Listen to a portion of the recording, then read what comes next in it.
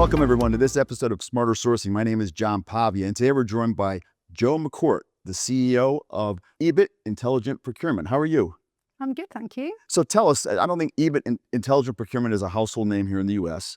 So please tell us, what is EBIT? Okay, so EBIT is a procurement managed service provider. So ultimately, what is that? We help businesses buy better. So we go into companies across multiple industries and help them with their indirect spend. So you're just indirect? Just indirect, yeah. So if we're working with a retailer that sells clothes, we are not buying the shoes, the trousers, the dresses, but we are buying everything else. So the store fit out, the marketing, the technology, the logistics, the HR. So any kind of product or service that they use that isn't the physical goods are sold to the customer. And EBIT just operates in the UK or across the EU or where? So we work with global clients, but that predominantly have a heavy presence, kind of head office presence within the UK and businesses across Europe. So we do work across all countries, but predominantly Europe. And all categories of indirect or certain ones? All categories of indirect, so yeah. Now, EBIT is part of a larger organization? Yeah. And tell us about that. So yeah, we sold the business a few years ago now to private equity, and we're now part of the Fourcentric Group of companies. So Fourcentric predominantly is made up of independent businesses, but are coming together to serve customers across kind of full end-to-end of supply chain. The software company, there's a recruitment company, so all of our services complement each other. So yeah, we're part of that group now. And how long has EBIT been around? So EBIT's been around since 2012 and part of the Fourcentric Group since 2020. And you've been with them since 2017? Yeah. And CEO from day one or? So CEO for the last kind of 4 years. And prior to that? CFO. CFO, yeah. Finance background. So before we get further into EBIT, let's go further into you. Yeah. All right. So let's start back, university or your education, where you're sitting there saying, I want to go into sourcing and procurement, or how, because most people who do this show, they end up in procurement, have no clue how they got there. Yeah. So okay. Tell us about you. So I didn't actually go to university. So left school at 16 and kind of got into a admin-y finance sort of role, like entry level. Worked around lots of great people and lots of women actually that were accountants. So kind of thought, I fancy that. I've always been good with numbers. So went through my qualifications, became a qualified accountant and worked up through the ranks of finance. So had never worked in procurement. And I actually prior to EBIT, only worked in procurement for about 6 months in my career, which was kind of a stepping stone into a business to then move into their finance department. It was a retailer. And then came into EBIT as the kind of head of finance initially, and then moved into CFO role, and then, into CEO from there. And when you first joined EBIT and you joined in the CFO role, was your job strictly in finance, or were you now at this point, how big is the company? How many people in the company? So initially it was kind of fingers in multiple kind of pies, to be honest. It usually is with young companies, small companies. Exactly. You're wearing multiple hats. So you find yourself sitting in marketing meetings, looking at pitches. And you're like, what am I doing here? Yeah. But you're having fun. Yeah. Right? Oh. So I went through the same thing, right? Yeah. So what was the most fun when you think back and you say to yourself, wow, here I am. I was pursuing a finance degree or finance career. I'm a CFO. And now, because I have a moment where I think to myself, I can't believe I'm sitting here doing this stuff. I'm a lawyer, right? So what would you have a moment where you say to yourself, wow, this was a transition for me? Yeah, definitely. And actually part of it's finance related, but when we initially went to sell the business, or we wanted to raise kind of funds to invest in the business, we went out to private equity. So, we spent weeks in London running around the city, meeting with lots of private equity companies, and that was just lots of fun. Like, high adrenaline, you're sat there, it's, finance role, but real commercial role, just everything about the business and how it operates and how we're going to grow it and, all the rest of it. So that was a lot of fun, really exciting. So I think I have 4 kids and they're all grown, and I tell them all the time, get out of your comfort zone. Whenever you think you're comfortable, do something that it challenges you. And so for you, you clearly went through that. Yeah. You mentor a lot of people. I know this. And is that something that you coach them on and getting them out of their comfort zone? Oh yeah, absolutely. I kind of that's happened by accident, in the most part. So I mentor a few people now, and yeah, absolutely love that. And it's kind of learning to not kind of answer all their problems, but just kind of ask them questions and how might you deal with it, and have you considered this and that, and just seeing them kind of flourish off their own back, is really rewarding. Yeah, but especially in a company that size, when you sit in meetings where you're an Yeah. accountant, you're an attorney, and you take part in the marketing meeting, I think you learn the business better and you understand how your role fits into the business, right? And I don't do finance every day at all now, but just having that understanding, I love going into a room as a CEO, but actually understanding the finances inside out, P&L, balance sheet, it's just helpful. So let's transition into that, because I think in the world of sourcing and procurement, the people who have the finance background, even if you're in sales, if you have a finance background, it gives you such an advantage. And I think it helps in the sales process.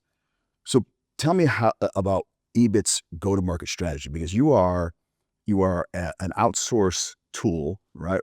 And to some people, especially those who are or the in-house people, regardless of the position, the outsourcer comes and pitches, and it's like, okay, these people are vampires. Let's get them out of the building as fast as possible. Yeah. So tell me about EBIT's pitch. And I'm not saying give us your elevator pitch, but what is their go-to-market value proposition that you try to sell? Okay. So I suppose from a targeting point of view, we are generally speaking to the C-suite. So CEO, CFO, COO, CPO as well from time to time. So we're kind of engaging at that level. So it's not always directly with kind of the procurement teams, and for the reasons you just mentioned. But eventually you got to deal with them. But we work with them. Some of the businesses we kind of work with don't have procurement, but 50% of them at least do. So we are working with them. And I suppose the key pitch is like, actually we've sat where they've sat. So, the business was set up because we've been on the receiving end of the good, the bad, and the ugly of procurement consultancy, to be honest. So we can kind of go in and empathize with the kind of people that we're selling into. Obviously, from my perspective, we can relate to the CEO, the CFO, and, strategically, at board level, what their challenges may be and what they want to achieve. But then actually operationally, our teams can also communicate and talk to the stakeholders, because we also recruit from industry. So very relatable. And one of the key things is we work with a lot of businesses that are trying to build these kind of teams around indirect procurement, almost an empire within the business, when actually a lot of those businesses can't invest in the full range of, what indirect procurement need to do. So, kind of our challenge back to some of our kind of, prospects is, why are you trying to be great at indirect procurement? You focus on your purpose, focus on your product, focus on your customers, and let us come and take care of all this kind of stuff, behind the scenes. It's, really important, but it's really, really kind of fragmented, vast, deep. So On the indirect side, I think it's fascinating, because on the direct side, it's all the sexy stuff, right? So if you're a retailer and you're whatever you're selling, your restaurant, it's the front of the house you're focused on. But so much of your expenses and your costs are on the indirect side. Yet it's viewed as just a black hole, a cost center, right? And I read one of your comments that you'd given, and it was about trying to change the attitudes of the C-suite, that to view really good procurement as value creation instead of just a cost center. Yeah. So talk about that a little bit. Yeah, so it's all about outcomes, and of course, there's always the cost saving element, the atypical procurement, but actually, it is the value creation. And I think as we move forward as well, it's around kind of risk mitigation as well, building the relationships with the supply base. The world's changed a lot. There's a lot of uncertainty. Things can change quickly, and the stronger your relationships are with your supply base, then the kind of the more of a prime position you're going to be in to kind of work through those difficult times. So it is all about kind of a more strategic approach to procurement, even at a category level. That kind of tactical procurement at category level is like, those days are pretty much gone. There's some categories where that maybe still exists, but in the most part, you've got to be strategic, you've got to be innovative, you've got to really understand the business and the problems and where they're trying to get to. So tell me about the business model a little bit. Yeah. Is it, and I think I heard you say before, You went away from the gain share model. Yes. Right. So tell us about the model and why did you go away from the gain share model? I think so. Gain shares, it has its pros because businesses sometimes need some more safety, like a safety net to invest in procurement. It's not always like at the top of the priority. So a CEO isn't always thinking, right, I need to sort out procurement. It's they don't know what they don't know. Which is usually a lot. Yeah, exactly. And, you sometimes what you have to achieve in sales to drive EBITDA, that, if you actually focus on some of your indirect spend, you can increase your growth in your business without having to do, 10 times that in selling as well. So it's kind of bringing that to the forefront. But yeah, so from a gain share point of view, we always kind of had a fixed fee element to our commercial model, but we had like 50% of it was also gain share. And it works well, but what it doesn't support is long-term relationships, because unless the business is going to fund that gain share centrally, the departments have to pay for it. And, rightly or wrongly, those departments feel, well, if I'd have created that saving, like we'd be keeping that money. People can also feel like you're motivated by the wrong things because you're just trying to cut costs. Even if you're not, the perception can be that, because ultimately you're going to get paid based on what you save. So pivoting to managed services, which is a fixed fee model, outsourcing longer term kind of deals, I think it helps us do our jobs better together with a company. People aren't so threatened, people aren't so bothered about these kind of fees that you're charging as a percentage of the savings you've made. There's less kind of friction between who's really driven that saving. Like you can actually collaborate together and ultimately drive better results for the organization. And I think after that first year, when you've had that first tranche of savings, I think the outsourced service provider, their interests seem out of line and not aligned with the client, right? And now it's all about just savings and not about real value. And I think you're right. I think the longevity and the stickiness goes away. Whereas if it's a managed service, retained service, they're looking at you for the long term and what value are you creating just by other than or in addition to just savings, right? Yeah, and a great point. I think, if you're going to build longer term relationships with your suppliers as well, as an organization, supplier relationship management and all that sort of stuff with it kind of comes into the fold more.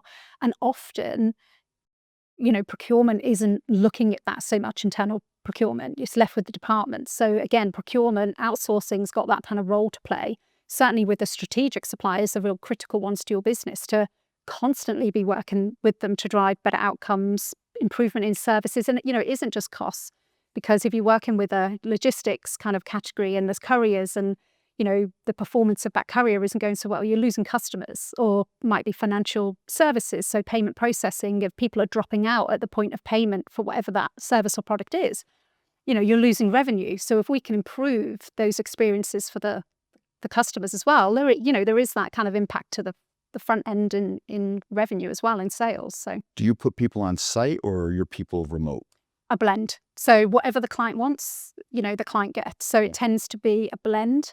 I would definitely say there's a lot more remote work these days because people aren't in the offices full time, but we like to get in front of the client where we can. COVID, how much did it change the business? Your business? Was it good for your business, bad for your business? It's always a bit uncomfortable saying it's good for business, to be honest. There are a lot of businesses that it was both. For. Obviously it was crazy because you're there kind of thinking like you've got to look out for all of your people. It was actually more internally difficult from a how do we make sure everyone's okay, and are our teams affected by this on a personal level of, in their wider families and things like that.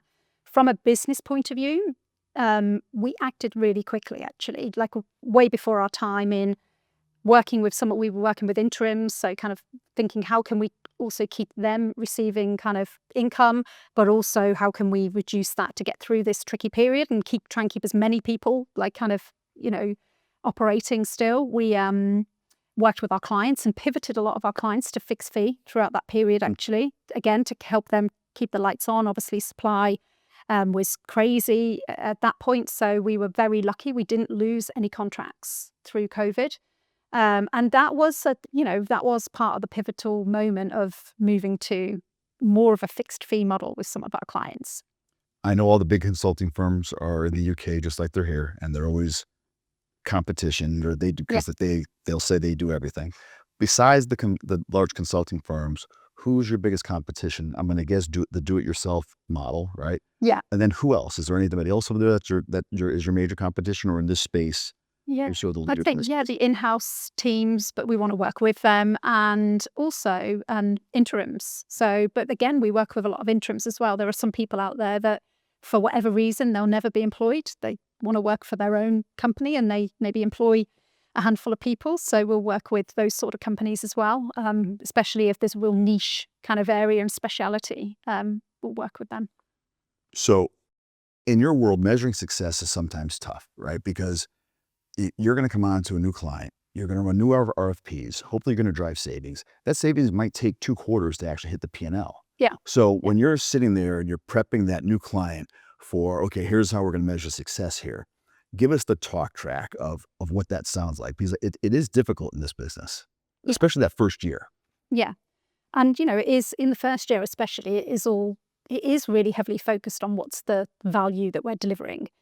For us, we see it as all about outcomes. So a big part of that is financial outcomes, but it's all the other stuff as well. It's, improvements in governance, improvements in reporting, in driving those operational efficiencies, and procurement having a good reputation within the business, and kind of getting that kind of seat at the table at board level as well. And, a good measure of that to us is, once we've been in the business a little while, is that actually there's lots coming to us, Yeah. So the business is, craving that help and wanting us to support, etc. So, a good sign for us and a good problem to have is that actually there's too many requests coming our way where people want us involved in those kind of buying decisions. What's the toughest category? What's the one that scares you the most? Because it's difficult to show value in dollars and cents or pounds. Oh, there's so many for different reasons. So I would say I have mine. I'm going to give you mine. I'm going to let you go okay. first. MRO. That's my one. That's number one. That's number one. Well, if you want to combine them with facilities. It's a great category, but it's quite emotional. It's if you're dealing with like a manufacturing business that's got lots of plants and sites, they generally operate almost, quite independently. There's a lot of the people running those sites make the decisions, and they're using local contractors and things like that. So when a business is looking to centralize that buying and have a little bit more control, and actually the business is doing that, and it will drive cost savings, but businesses under a lot of pressure to make sure that they know who their supply chain is and that there isn't any risk or any, things going on within that supply chain that shouldn't be, even from an ESG perspective, all of that sort of stuff. So MRO can be tricky, because in that plant, there could be something that you're changing that they feel, well, that's actually going to cost us a bit more money, but holistically for the business, it won't, or it gives the business the, the kind of visibility of what they're spending, where they're spending it. Yeah, and a lot of facilities like that, they'll have a ton of deferred maintenance because they're focused on hitting a number. And you come on and you're focused on providing great maintenance and keeping things up and running. Yeah. And sometimes those two things are in conflict. Exactly. Right. So facilities always scares me, because it's really, it's a longer conversation of, okay, how'd you do this year? Yeah. So with that said, let's move a little bit towards technology and how technology is, just even in your time when you've been in this business, how technology has impacted your industry. Number one, when you first hear that comment, what's the first thing you think of how technology in the time that you've been at EBIT has changed EBIT's life? In all honesty, I would say the hype up until now has been bigger than the reality. But I think now, when it comes to data, has been the biggest thing. Actually doing something with your data. You're constantly collecting all this information in data. And I think now with AI kind of being here, and there's a lot of focus strategically on how do we best leverage AI, how do we drive automation through the business, for our kind of team that are delivering for our clients. How do we make ourselves better by using our data in a better way? And what do you see coming around the corner? Clearly AI is, everybody's talking about AI. But when you think about AI and the advent and the way data is now being applied, where do you think it's going to have just a sea change of an impact in maybe a category or aspect of your business? So a couple of things, really. I think I think it will really help our experts do the work that they enjoy doing more so, because generally within those roles, you're kind of working from at the top and sometimes at the bottom, kind of research and, all of that sort of stuff, right up to kind of reporting to the clients, the CFOs, and, negotiating and things like that. But there's also just a lot of like groundwork to do, a lot of admin to do as part of that role. So I think kind of leveraging systems and software and AI to kind of run those processes. So for instance, we're investing in software, moving away from operating on spreadsheets, investing in software to run our delivery team. And then, from an AI perspective, I think certainly the more transactional kind of elements of procurement, that's kind of going to move away from people and it's going to become more automated processes. But let me challenge that for 1 second, right? Yeah. Because I think what's actually great for your business is one thing that data can't change, and there's no substitute for it, is real category expertise. Yeah. People who have been in the business, who've been not at some big consulting firm and know it from up here, but are actual practitioners who are category experts, right? I just have this theory that in a business like yours, as people get more reliant on data, it actually makes your kind of business more valuable because category expertise, there's an aspect, especially when it comes to vendor management and things like that, that data can't do a better job than a human. And there's lots of nuances, every business in each industry, it could be the same category, but there's just so many differences. And actually to drive value, even in a category, I don't know, I'd like try and use something a little bit more basic like couriers. There are so many like decision points as to the type of service you want and why that might be right for your type of business versus a high end kind of, if you're talking retail, you've got kind of discount, you've got high end, and that's, quite different. Just understanding the market. So, I think AI will help with some of those aspects, but, you get out what you put in from AI as well, ultimately. So yeah, all of that information and the relationships and the kind of a big part of the work we do and what makes us successful is being able to work with people, being able to build those good relationships with the stakeholders. It's kind of a two-way path to success, really. It isn't just us coming in with all the knowledge and waving our flag. It's like, actually, how can we extract the information about our customers and layer on our expertise within procurement to drive those outcomes, to drive that value. So yeah, I don't see AI coming in and taking away from our category experts, but I do think it can help them enhance what they do. Yeah, absolutely. I have friends who are in the restaurant business. They have full service restaurants, and they were talking about what AI is going to do to their business. And I'm like, I think you guys are in the exact right space of the restaurant industry, because people, as you go to quick serve and they get more and more automated, I think more and more people are going to say, I want to go to a real restaurant. I have a real waiter coming up and talking to me. Yeah, I want a menu. Right, exactly. Cost and QR codes. Yeah, 100%. I want to talk about talent for a second. So here in the States, I hear it all the time that now we have a number of universities that have really good curriculums in sourcing, procurement, supply chain. But it's been a long time coming, and it's not like it's taught everywhere. What's it like over on your side of the pond, and how hard is it to find talent, and how do you find it? Yeah, so we've I don't know what you've got over here in the US, but we have SIPs. So that's a qualification that people do. You don't need it to work within procurement, but it's a good qualification to have.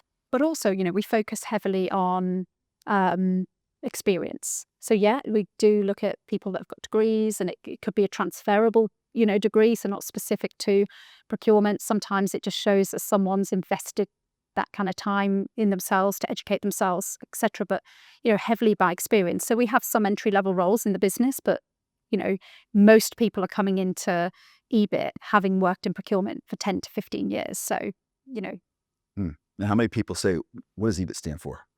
Because and that's actually before. Where did the name come from? EBIT is obviously a version of EBITDA. Right. That's what I thought. So for those that don't know, earnings before interest, tax. It's got to get so confusing around accounting time when you're talking to your accountants. Yeah. So now, what's next for the business in terms of when you think about the business? Are you? You said before you're just over in the UK and Europe. Yeah. You're here in the US. Is there any plans to expand here in the US, or tell us about that? Yeah, so key areas for growth for us are Europe. So not expanding within the US, but working with businesses that operate in the US, but those companies have global presence. And actually, we can support them across what is, in comparison to the US, a very fragmented market over in Europe. So, depending on where they're operating, there's all sorts of different rules. So we can help businesses kind of, across the landscape of indirects kind of through that. Some key areas for us are strategic partnerships. So we want more of those. So you mentioned that you have a couple of global clients. Yeah. So actually, we work with them under what we call our virtual procurement model. So Tell us about that. not to confuse things. It doesn't mean we won't work on site, but what that model is so that's for businesses so larger businesses, staff augmentation, smaller businesses that aren't able to invest fully in procurement. So it enables companies to buy, like, let's say, 200 days a year of procurement. It isn't a times and material model. It's a monthly fee, but you need some way to measure that. There's service wrapper around that as well, with contract management, with policies, governance, and all of that great stuff. Supply relationship management, buying desk if our clients want it. But basically, they can pull on the full landscape of indirect. So if they want marketing support next week, they get marketing support. If they need logistics, if they need IT, and obviously we're proactive when we start talking to a potential client in that area, and we win new business. We're looking at the next 12, 18 months ahead. But ultimately, things kind of happen, along the way. So actually, if they have got things that kind of land on their desk and they need someone to come and help them with this contract or this problem with the supplier, or, we can kind of jump on that. So they don't have to invest in, 10 fixed heads. They can actually just invest in indirect procurement, and then we can allocate that as they need throughout the year. I see. So I know that you've formed a collaborative relationship with LogicSource here in the US. Yeah. Why LogicSource versus partnering with one of the big consulting firms? Yeah. So, well, LogicSource, because it's, Because they sort of look managed like you. services, they look like us. When we kind of got on the phone, we sound like each other, very similar culture. So again, that is that seamless service to our clients. So if we're working with LogicSource, actually the clients get in the same experience, like localized. And one of the great clients that we're working on together is Wood Mackenzie. So we've got a 3-year outsourcing procurement deal with them, and yeah, that's going great so far. So now, having started to work with a company practitioner, a company that sort of looks like EBIT, any learnings or anything you've taken away from that relationship already? Because I know it's early days. Yeah. But tell me about that experience and any takeaways that you've already had. Oh, there's so many. Obviously, getting to work with a partner that's kind of doing what you're doing, but on a much larger scale. They've been through a lot of the challenges that we probably got ahead that we don't even know about yet. So kind of getting that kind of inside, behind the curtain view of a business is fantastic. Also, we're adopting the software. So as I said, we're digitalizing our delivery operation, and we're using the One Market software. So yeah, really exciting, moving away from operating on spreadsheets and digitalizing. And that software, it makes you guys more efficient, makes your client more efficient, or both?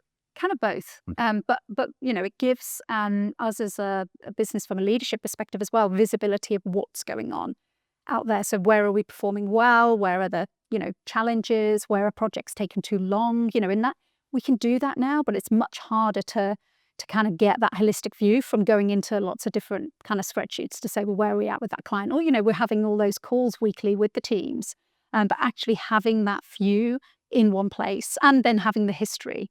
And being able to go back and say, well, what happened there? How long did those things take? Where's best to what areas are best to tackle first? All that sort of stuff. So there's lots of data, lots of analysis that can come off the back of investing in that system.